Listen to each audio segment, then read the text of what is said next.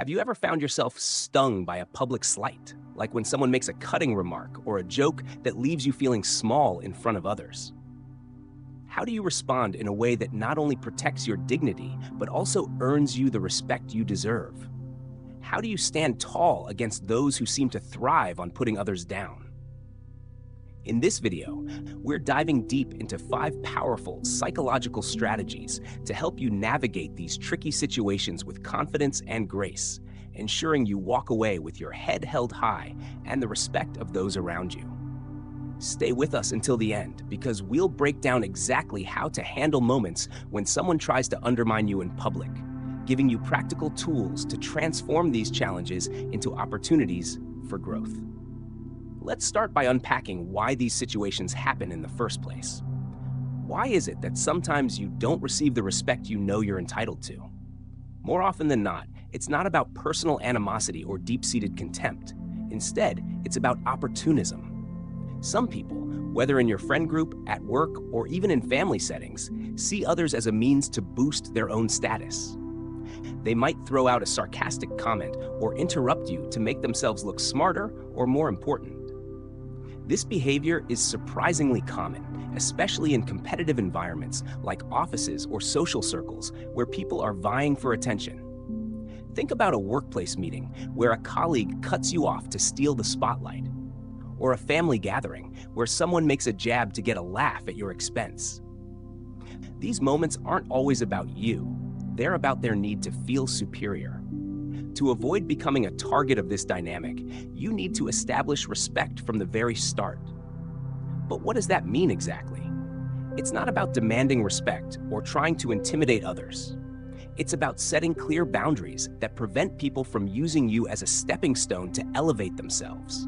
And if you find yourself in an environment that consistently undervalues you, it might be time to step away. But before it comes to that, let's explore 5 proven strategies to handle disrespect with poise and power, whether you're at a coffee shop with friends, a boardroom with colleagues, or a holiday dinner with relatives. Before we jump into the strategies, if you're finding this content helpful, please give this video a thumbs up and subscribe to our channel for more insights on mastering your mindset and building unshakable confidence. Now, let's dive into the first strategy. Strategy 1. Make a strong first impression.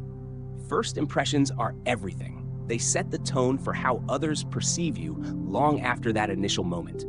When you meet someone new, whether it's a colleague at a networking event or a new acquaintance at a friend's party, always stand up to greet them. Don't stay seated, as this can unintentionally signal passivity or submission. Standing puts you on equal footing, literally and figuratively. Pair this with confident, steady eye contact. In American culture, eye contact is a powerful signal of self-assurance and respect. If you're seated when someone approaches to shake your hand, you're at a disadvantage. They're looking down on you, which can create a subtle power imbalance. For example, imagine you're at a restaurant with coworkers and a senior team member walks over. If you stay seated, you're already starting the interaction from a lower position, both physically and psychologically. Another common mistake is looking at the person's hand during a handshake. This tilts your head downward, reinforcing a sense of deference. Instead, stand tall, meet their gaze, and offer a firm handshake. This doesn't mean crushing their hand, just a solid grip that says, "I'm here, and I'm confident." This simple act communicates that you value yourself and expect others to do the same. Over time, these small habits, like standing to greet someone or maintaining eye contact, build a foundation of respect that's hard to shake. They signal to others that you're someone who commands attention, not someone to be overlooked. Strategy 2. Handle interruptions with poise. Picture this. You're sharing an idea in a meeting or telling a story at a social gathering, and someone cuts you off mid-sentence. It's frustrating, and if it happens in front of others, it can feel like a direct challenge to your presence. The key is to respond with calm authority. When someone interrupts you, pause briefly and look them directly in the eye, not with anger, but with a composed, unwavering gaze. This subtle gesture carries weight. It signals that you've noticed their behavior and you're not rattled by it. Then, politely but firmly reclaim your space with a phrase like, "I'd like to finish my thought, please." Or, can I continue what I was saying? These phrases are polite but assertive, making it clear that you won't be sidelined. For instance, imagine you're at a team brainstorming session and a coworker jumps in while you're explaining a project idea. A steady look and a calm, "Let me wrap this up," can stop them in their tracks without escalating the situation. In most cases, this approach works because it shifts the attention back to you without making a scene. The interrupter feels the social pressure of their misstep, and others in the group will notice your composure.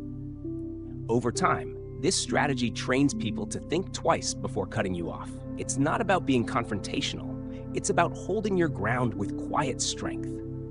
In American social dynamics, where assertiveness is often valued, this approach resonates as a sign of confidence without crossing into aggression. Strategy 3. Neutralize disrespectful jokes. We've all been there.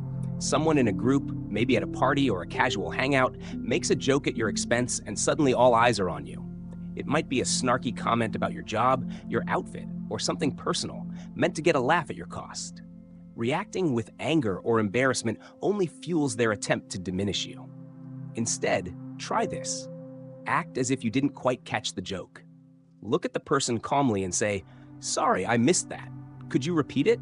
Or, "Wait, what was that again?" This forces them to repeat their remark, which almost always feels awkward for them. Jokes lose their punch the second time around, especially when the group is watching. For example, say you're at a friend's game night and someone makes a jab about your cooking skills. By calmly asking, "What did you say?" "I didn't hear," you put them on the spot. They have to repeat it, and the humor often fizzles out. This move shows you're unfazed, flipping the dynamic so they feel the discomfort instead. It's a subtle power play that keeps you in control without escalating into conflict. Plus, it signals to the group that you're not an easy target. In American culture, where humor can sometimes be sharp or competitive, this tactic is especially effective because it uses the social dynamic to your advantage. You're not lashing out. You're calmly turning the tables, which earns you respect for your cool-headedness. Strategy 4. Deflect provocation with a curveball. When someone's trying to get under your skin, whether it's a passive-aggressive coworker or a friend pushing your buttons, engaging directly only plays into their hands. Instead, throw them off with an unexpected comment or question that's completely unrelated to their provocation. The key is to make it feel natural, not forced. For example, if someone's trying to bait you during a heated discussion at a community event, you might say, "Hey, have you been to that new coffee shop on Main Street? Their lattes are amazing." Or, in a workplace scenario, you could pivot with, "I was just thinking about redecorating my desk. Any ideas for plants?" This disrupts their rhythm, making it hard for them to keep poking at you. It's like hitting the pause button on their agenda. Imagine you're at a family reunion and a relative makes a snide remark about your career choices. Instead of biting, you could say, "By the way, have you tried that new barbecue place downtown?" Delivered casually, this throws them off balance. They can't continue their attack without looking out of place. This technique works because it keeps you calm and in control, while their attempt to provoke you falls flat. In American social settings, where direct confrontation can sometimes escalate quickly, this subtle deflection is a smart way to maintain your composure and redirect the conversation without drama. Strategy 5. Choose your environment wisely. At the end of the day, respect starts with how you value yourself. You're not obligated to tolerate disrespect, just as others aren't obligated to respect you. If someone, whether it's a friend, coworker, or even a family member, consistently undermines or devalues you, it's time to reassess their place in your life. Walking away doesn't mean you've lost. It means you're choosing your peace and self-worth over staying in a toxic dynamic. In American culture, we often talk about cutting out toxicity, whether it's leaving a draining job or distancing yourself from negative people. This is about creating space for relationships and environments that uplift you. For example, if you're in a friend group where one person constantly belittles you, or a workplace where your contributions are ignored, stepping away is a powerful act of self-respect. It's like decluttering your life, removing what drags you down to make room for what lifts you up. This doesn't mean burning bridges or acting out of spite. It's about recognizing that your time, energy, and mental health are valuable. By choosing to walk away, you're sending a clear message. You'd rather be missed for your absence than tolerated as a diminished presence. Over time, this choice attracts people who see your worth and environments where you can thrive. Let's take a moment to reflect on these strategies in action.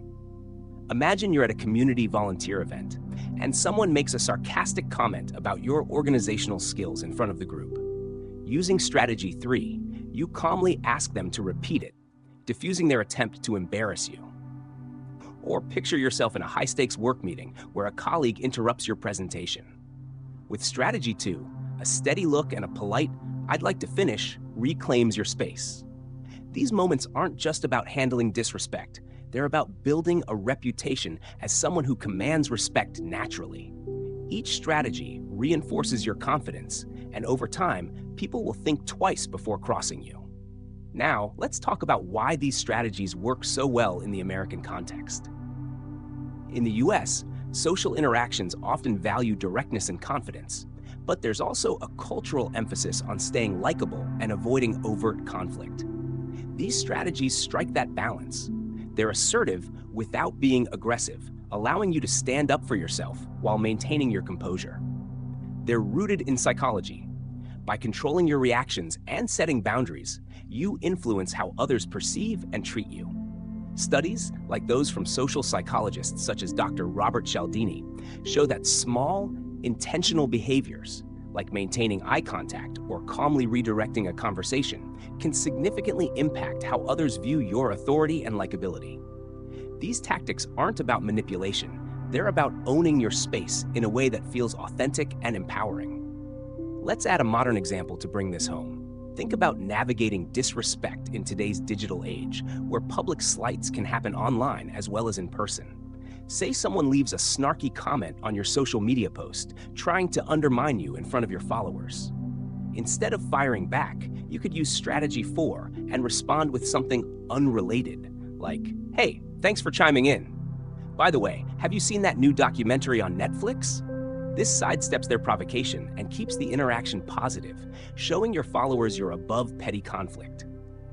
Or, in a virtual meeting on Zoom, if someone interrupts you, strategy 2, pausing, looking directly into the camera and saying, "I'd love to finish my point," works just as effectively online. These strategies are versatile, adapting to both in-person and digital spaces where respect is often tested.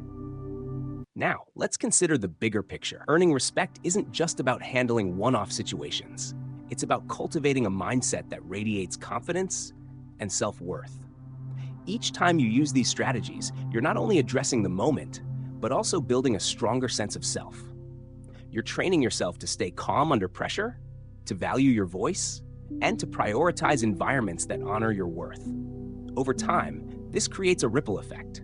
People notice your confidence, and they're less likely to test your boundaries. It's like building a muscle. The more you practice, the stronger you become. We'd love to hear your experiences. Have you ever faced a moment where someone disrespected you, whether at work, with friends, or online? How did you handle it? Drop your story in the comments below. We're all about building a community where we learn from each other's experiences. And here's your challenge. Pick one of these strategies and try it out this week. Maybe it's standing up for that handshake, calmly addressing an interruption, or even walking away from a toxic situation. Whatever you choose, take that step with intention. Your self-respect is worth it, and the more you practice, the more natural it becomes. If this video resonated with you, give it a thumbs up, subscribe, and hit the bell icon so you never miss our weekly dives into mindset and personal growth. You're not just watching a video, you're taking the first step toward commanding the respect you deserve. Keep shining, keep growing, and we'll see you in the next one.